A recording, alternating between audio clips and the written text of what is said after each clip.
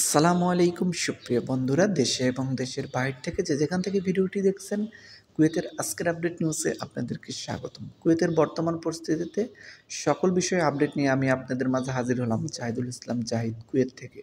চলুন কথা না বাড়িয়ে মূল বিষয় নিয়ে আমরা কথা বলি, কুয়েতের আজকের আপডেট নিয়ে। তো কুয়েতের আজকের আপডেটে আমি 4টি পয়েন্টে আপনাদের মাঝে কথা বলবো। সেই বিষয়গুলো হচ্ছে, 1 নম্বরে বলবো ভিসা এবং শন পেপারের আপডেট, 2 নম্বরে বলবো সাধারণ ক্ষমা সম্পর্কে, 3 নম্বরে বলবো দিনের রেট ও 4 নম্বরে বলবো বর্তমান পরিস্থিতির কুয়েত মেডিকেল সম্পর্কে। চ্যানেলে যারা নতুন এসেছেন অবশ্যই চ্যানেলটি সাবস্ক্রাইব করে দেবেন, এবং যারা অলরেডি সাবস্ক্রাইব করেছেন তাদেরকে অসংখ্য ধন্যবাদ, এবং আপনাদের বন্ধুদের মাঝে শেয়ার করে দেবেন ভিডিওটি, এবং লাইক করতে ভুলবেন না। চলুন তাহলে 1 নম্বর পয়েন্ট নিয়ে আমরা কথা বলি, ভিসা এবং শন পেপারের আপডেট বর্তমান পরিস্থিতি। কুয়েতের বর্তমান পরিস্থিতির ভিসা এবং শন পেপারের আপডেট আমি কিন্তু প্রতিনিয়ত আপনাদের মাঝে দিয়ে যাচ্ছি, আপনারা অবশ্যই এই বিষয়ে অবগত আছেন।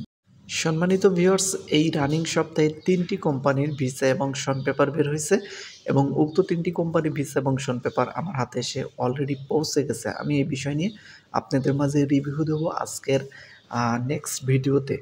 তো এখন আমি বলে দিচ্ছি যে 3টি কোম্পানির ভিসা বের হয়েছে এবং শন পেপার বের হয়েছে, কী কাদের উপর বের হয়েছে সেই সম্পর্কে আমি আপনাদেরকে একটু বলে দিচ্ছি।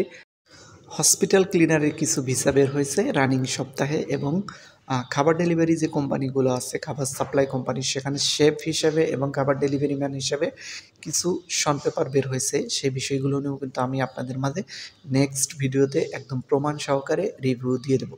এবং এরপরে আরও একটি কোম্পানির ভিসা বের হয়েছে, সেটা হলো ড্রাইভিং ভিসা।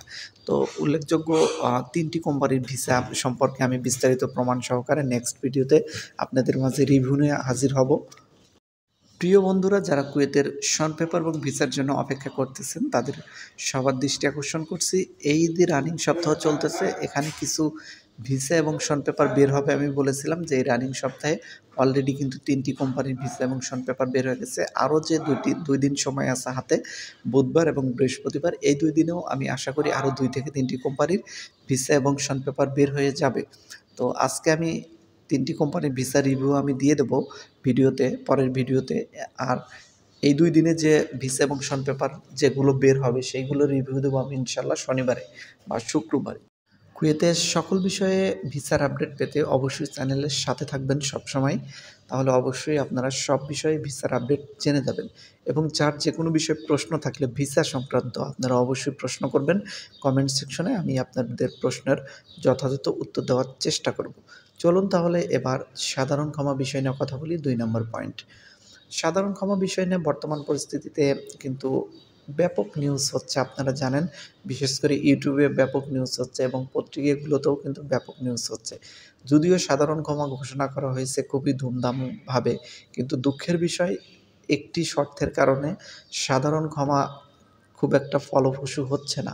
অনেক ভাই ও বোনেরা ইনহাস মামলা থাকার কারণে আকামা নবায়ন করতে পারছে না। এখানে বড় একটা জটিলতা দেখা দিয়েছে, এবং সেই জটিলতা সমাধানের জন্য চেষ্টা করা হচ্ছে, কিন্তু এইটা সমাধান করা এতটা সহজ না। সমাধানের জন্য যে পথটা তারা খুলে রেখেছেন সেটা আসলে অনেকটাই কঠিন। মানে আগের যে আপনার যা কফিল আছে তার সাথে আপনার সমঝোতা করতে হবে, বা সে যে মামলাটা করছে সেই মামলাটা যদি সে উইথড্র করে নেয় বা তার সাথে যদি আপনি মীমাংসায় যেতে পারেন, সেই ক্ষেত্রে আপনি আকামা নবায়ন করতে পারবেন পরে যে কোনো মালিকের আন্ডারে। কিন্তু এই যে একটা সমস্যা, এই যে একটা নতুন নিয়ম করছে, আগের যে সাধারণ ক্ষমাগুলো দেওয়া হয়েছিল কুয়েত থেকে, সেই সাধারণ ক্ষমাতে কিন্তু এবারের যে নিয়মটা সেটা কিন্তু ছিল না। তো এবারের এই নিয়মটা করার কারণে কিন্তু অনেক প্রবাসী ভাই ও বোনেরা অবৈধ থেকে বৈধ হওয়ার চেষ্টা করতো 600 দিনের জরিমানা সাপেক্ষে, কিন্তু এই কঠিন নিয়ম থাকার কারণে এখানে কিন্তু 600 দিনের জরিমানা দিয়েও কিন্তু অনেকেই আকামা নবায়ন করতে পারছে না। কারণ যে আপনারা জানেন যে পূর্বের কফিল থেকে আপনারা যখন চলে আসবেন, যখন অবৈধ হয়ে যাবেন, তখন কিন্তু পূর্বের কফিল একটা ইনহাস মামলা করে রাখে, এবং সেই মামলাটা প্রায় সব কফিলই করে রাখে। তো যার কারণে বেশিরভাগ প্রবাসীরাই যারা অবৈধ আছেন, বিশেষ করে আগের মালিক থেকে যারা অন্য জায়গায় চলে গেছেন, তারা কিন্তু ইনহাস মামলার সাথে জড়িত আছেন। তো যার কারণে কিন্তু তারা কিন্তু আকামা নবায়ন করতে পারছে না 600 দিনের জরিমানা সাপেক্ষে। তো সেই মামলার সমাধান না করা পর্যন্ত বা নিষ্পত্তি করা পর্যন্ত কিন্তু কুয়েত গভর্নমেন্ট থেকে সেই নতুন যে কোম্পানিতে আপনি আকামা লাগাবেন সেটা কিন্তু আপনাকে লাগাতে দেবে না বা সেখানে কিন্তু লাগাতে পারবেন না। এই জটিলতা থাকার কারণেই কিন্তু অনেক প্রবাসী ভাই ও বোনেরা এই সাধারণ ক্ষমায় আওতায় আসতে পারতেছে না। এছাড়া এখানে আরও একটি সুযোগ দেওয়া হয়েছে, যারা সাধারণ ক্ষমায় আওতায় আসতে পারতেছেন না, সিভিল আইডি কার্ড নবায়ন করতে পারতেছেন না, তারা কিন্তু বৈধভাবে দেশে যেতে পারবেন যদি আপনার একটা ভ্যালিড পাসপোর্ট থাকে।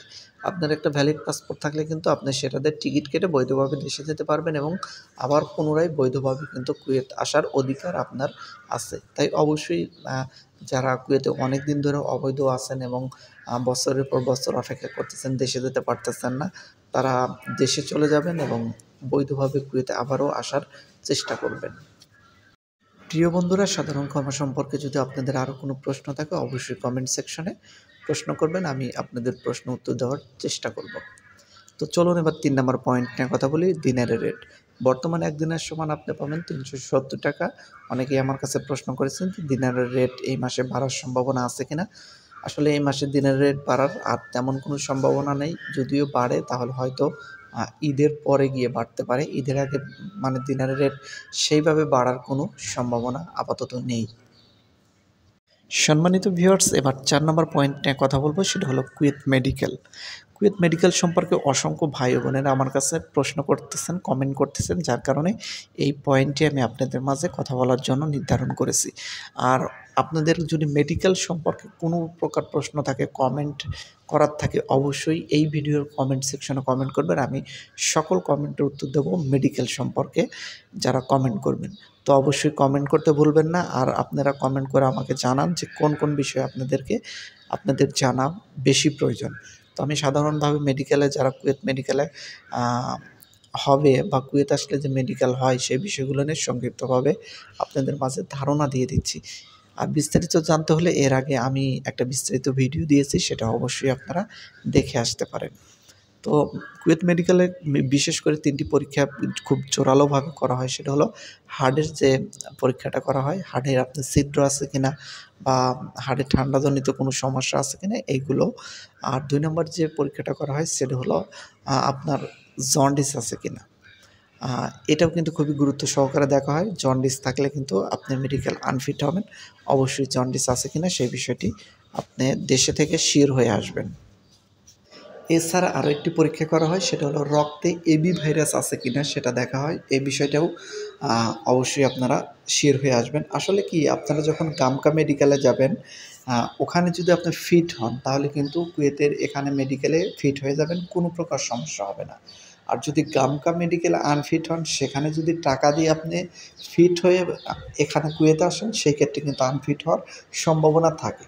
তবে কুয়েতে কিন্তু সব বিষয়ে ধরা হয় না। বিশেষ করে এই আমি যে 3টি পয়েন্ট কথা বললাম, এই 3টি পয়েন্টই বেশি আনফিট করা হয়। তাছাড়া সাধারণ ছোটোখাটো যে সমস্যাগুলো হয় সেগুলোতে কিন্তু আনফিট করা হয় না। এবং 3 বার কিন্তু কুয়েটে মেডিকেল করানো হয়। প্রথমে যদি আপনি আনফিট হন, আবারও 10-15 দিন পরে আপনাকে আবার মেডিকেল করা হবে। তখনও যদি আনফিট হন, আপনাকে আবারও 10-15 দিন পরে মেডিকেল করানো হবে। 3 বার যদি আনফিট হন, সেক্ষেত্রে আপনাকে দেশে পাঠিয়ে দেওয়া হবে। আর যদি এর ভিতরে কোনো প্রকার এমন রোগ হয় যেটা চিকিৎসা করে আপনি ভালো হতে পারবেন সেটা, তাহলে তারা ট্রিটমেন্ট দেবে, সেটা ওষুধ দেবে, সেটা খেয়ে আপনি ভালো হয়ে যাবেন। তখন আবার মেডিকেল ফিট আসলে আপনাকে মেডিকেল চেকআপ করা হবে, আপনি মেডিকেল ফিট হয়ে যাবেন।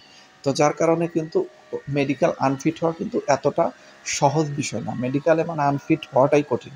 প্রায় সবাই ফিট হয়। তো যার কারণে এই বিষয় নিয়ে আপনারা অতটা টেনশন করবেন না। যদি গামকা মেডিকেলে আপনারা ফিট হয়ে যান তাহলে ইনশাল্লাহ আপনারা কুয়েতে আনফিট হবেন না, একদম টেনশন মুক্ত থাকুন। আর যদি গামকা মেডিকেলে কোনো সমস্যা হয়ে থাকে, সেখানে যদি আনফিট দিয়ে থাকে, সেই বিষয়টা আমাকে অবশ্যই কমেন্ট করুন যে কী বিষয়ে আনফিট দিচ্ছে। সেই বিষয়টা আমি যদি কুয়েতে আনফিট হওয়ার সম্ভাবনা থাকে সেটা আমি আপনাদেরকে বলে দেবো ইনশাল্লাহ। সো আশা করি বুঝতে পেরেছেন। একটি ভাই আমাকে কমেন্ট করেছিলেন যে ভাই, মেডিকেলে কাটা দাগ থাকলে, পূর্বের কাটা দাগ থাকলে সেখানে কোনো সমস্যা হবে কিনা বা সেই কারণে কোনো আনফিট হবে কিনা। আসলে ভাই, পূর্বের যদি কোনো কাটা দাগ থাকে, পোড়া দাগ থাকে, তাতেও আপনি আনফিট হবেন না, এই বিষয়টা নিশ্চিত থাকেন। শরীরে যে কোনো জায়গায় কাটা দাগ অথবা পোড়া দাগ থাকলেও আপনি মেডিকেলে ফিট হবেন, অতএব টেনশন মুক্ত থাকুন। আর একটি বিষয় আপনাদের মাঝে আমি মেসেজ দিতে চাচ্ছি, সেটা হলো যারা বিশেষ করে সিগারেট বা নেশাদার দ্রব্য যারা পান করেন তারা গামকা মেডিকেলে যাওয়ার আগে অবশ্যই আপাতত কিছুদিন এইগুলো থেকে বিরত থাকবেন। তাহলে হবে কি, মেডিকেলে আপনার হার্ট যে চেক করা হবে সেখানে জিনিসটা সুন্দর আসবে। হার্টে অনেক সময় দেখা যাচ্ছে কালো দাগ আসে, সেক্ষেত্রে কিন্তু সমস্যা হয়ে যায়। বিশেষ করে যারা বেশি নেশাদার দ্রব্যের সাথে জড়িত থাকেন বা বিড়ি সিগারেট বেশি খান, তাদের কিন্তু অনেক সময় কালো দাগ চলে আসে, যার কারণে একটু সাবধানতা অবলম্বন করাই বুদ্ধিমানের কাজ হবে। তো এছাড়া আরও একটি বিষয় সাবধানতা অবলম্বন করবেন, সেটা হলো ঠান্ডাজনিত কোনো প্রবলেম যেন আপনার না হয়।